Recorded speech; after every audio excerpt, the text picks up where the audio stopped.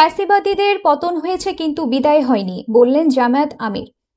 ফ্যাসিবাদীদের পতন হয়েছে কিন্তু ফ্যাসিবাদরা বিদায় হয়নি বলে মন্তব্য করেছেন বাংলাদেশ জামায়াতে ইসলামীর আমির ডাক্তার শফিকুর রহমান।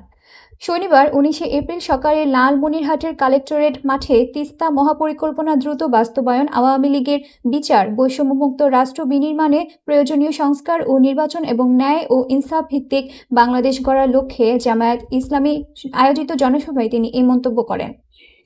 এ সময় তিনি বলেন, গত 15 বছর জনগণের মুখের ভাষা কেড়ে নিয়ে বাংলাদেশকে জীবন্ত কারাগারে পরিণত করা হয়েছিল।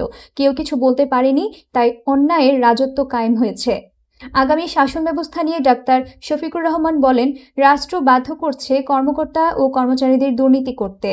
জামায়াতে ইসলামী ক্ষমতায় গেলে মহিলাদের সম্মান ও নিরাপত্তা দুটি নিশ্চিত হবে। এ সময় বিশেষ অতিথি হিসেবে উপস্থিত ছিলেন সহকারী সেক্রেটারি জেনারেল মাওলানা আব্দুল হালিম, কেন্দ্রীয় কর্মপরিষদের সদস্য অধ্যক্ষ মাওলানা মমতাজ উদ্দিন, অধ্যাপক মাহবুবুর রহমান বেলাল সহ লালমনিরহাট জেলা শাখার বিভিন্ন পর্যায়ের নেতাকর্মীরা।